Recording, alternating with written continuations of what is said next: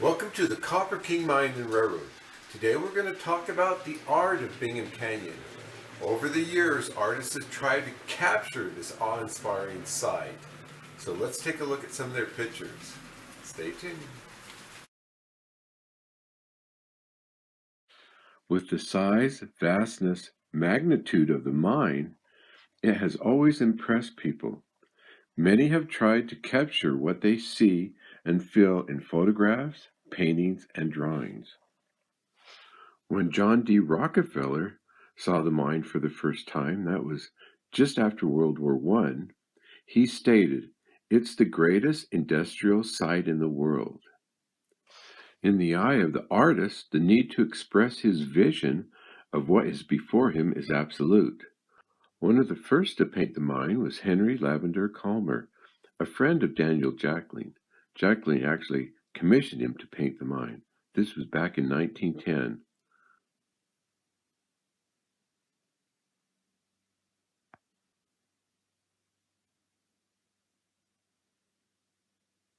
Jonas Lai painted oil on canvas this 1917 rendition of the mine. So let's take a look at this.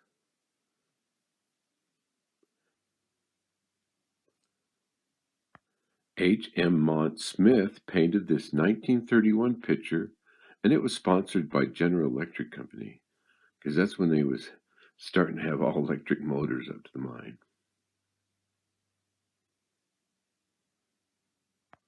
Here is a LeGrand Curtis beautiful black and white interpretation of the mine. In the mid-1970s, under the direction of B.B. Smith, general manager, came a campaign slogan called "Mining is Beautiful." Now, this did not go over very well with a lot of people. It kind of backfired on them, with many people feeling the mine is an environmental eyesore. That campaign, "Mining is Beautiful," some of the reasons they used were: a man's workplace represents security and could be considered a place of beauty. The company provides opportunity for growth, contributes gifts and taxes to the community. This could be regarded as beautiful. Products produced have increased standard of living and changed our lifestyle. This is beautiful. The diversity of the workforce coming from every corner of the world. People made mining beautiful. A little interesting thing, in 1913, the safety rules were printed in 5 different languages. Well, like I said, the campaign did not go well and was short-lived. But they say beauty is in the eye of the beholder. The Paiute Indians called Ochre Mountains Shiny Mountain because it was the first to reflect the sunlight in the morning. Jesse Ross shared his picture of the sun hitting the mine dumps. This reminded me of that shiny mountain. The Art of Bingham Canyon has shown up on covers of the Utah Historical Quarterly and, of course, on the company magazine, Kinescope, and other pamphlets. Not only did the artists find the mine inspirational, but they also loved the town of Bingham. And so they painted pictures of the town of Bingham also. Howard Kearns painted a street in Bingham, and that's in watercolor. Myrtle Hutching Troster painted a number of beautiful pictures of Bingham. So let's take a look at those.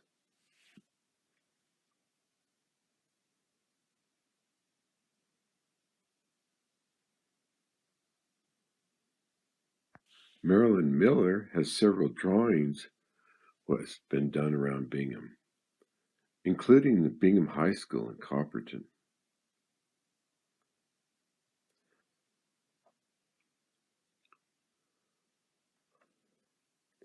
Don Cole did this rendition of early Main Street. Joe Lugo's 16-year-old granddaughter, Maddie Hufford, painted this wonderful watercolor. It's a rendering of the youth looking down on the Markham Bridge.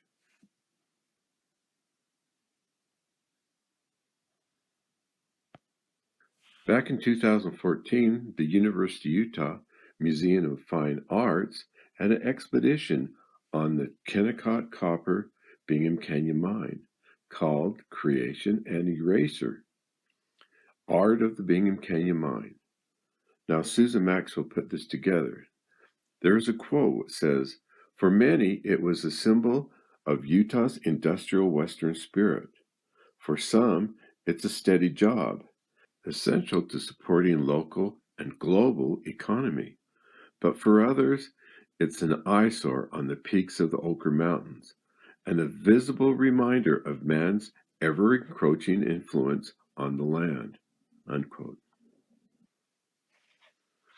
I found this fun thing in an article from the Kinescope magazine from October 1973, page 9, called Surface Mining. It said it would take an estimated $7.2 billion and 66 years to fill in the massive historic hole. That's at 400,000 tons a day. Now remember, this was written almost 50 years ago, and it's a lot bigger now. So that's the Art of Bingham Canyon. What are your thoughts when you see the mine? Is mining beautiful or an ugly scar? We'll leave with this Gene Arnold abstract of the mine.